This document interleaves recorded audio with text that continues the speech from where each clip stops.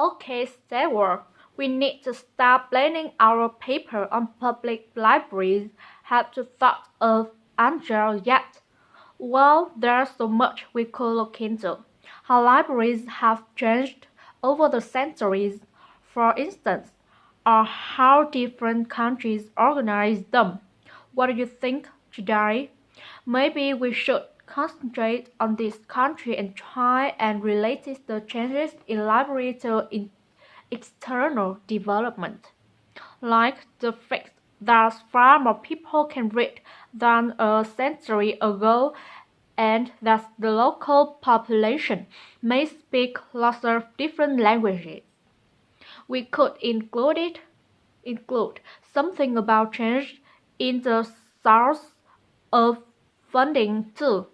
Yes, but remember we're always supposed to write and short paper, so it's probably best if we don't go into funding in any detail. Right? Well, shall we just brainstorm a few ideas to get started?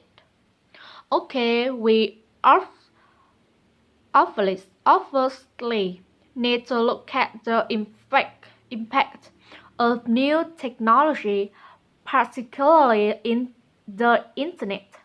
Now that lots of books have been digitalized, people can access them from their own computer at home.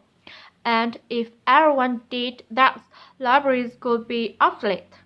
Yes, but the digitalized books that are available only online for free and mostly out of copyright, aren't they? And copyright in this country lasts for 70 years after the on,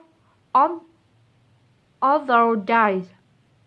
So you won't find the last bestseller or up-to-date information. That's an important point.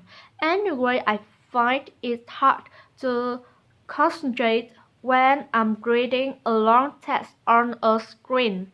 I'd much rather read a physical book, and it takes longer to read on a screen.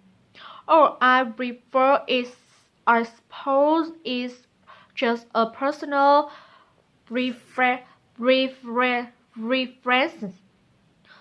I expect that libraries will go on evolving in the next few years.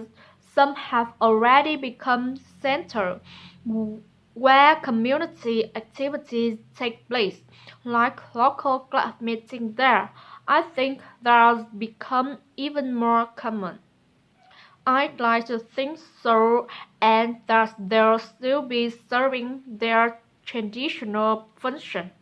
But I'm not so sure. There are financial implications after all. What I'm afraid will happen is that books and magazines will all disappear, and there'll just be row and row of computers.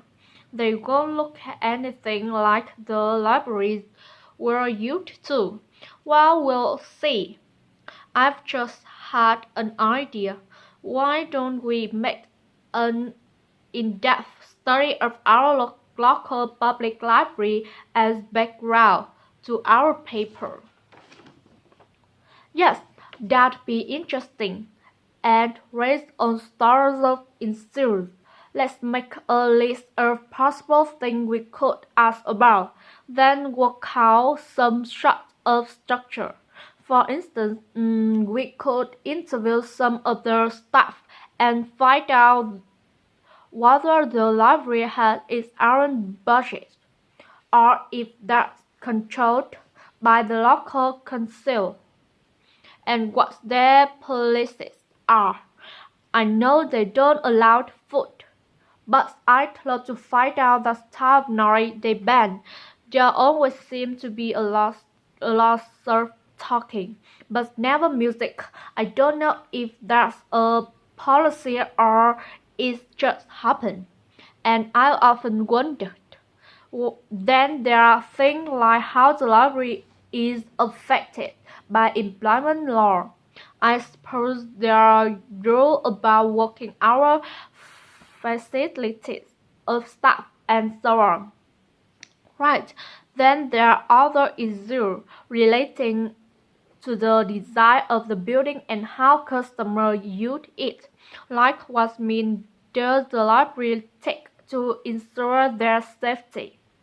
They need food covering that aren't slippery and emergency exits for instance. Oh, and another thing, there's the question of the kind of insurance the library needs to have in case anyone gets injured. Yes, there's something else to find out. You know something I've often wondered. What's that? Well, you know they've got an archive of local newspaper going back years. Well, next to it, they've got the diary of a well-known politician from the late 19th century. I wonder why it's there. Do you know what his connection was with this area? No idea. Let's add it to our list of things to find out. Oh, I've just thought. You know, people might ask in the library about a local organization like Sports Club. Well, I wonder if they keep a database or whether they just look online. Right, I quite fancy finding out what the differences are between a library that's open to the public and one that's part of a museum, for example. They must be very different. There's something else I'd like to know is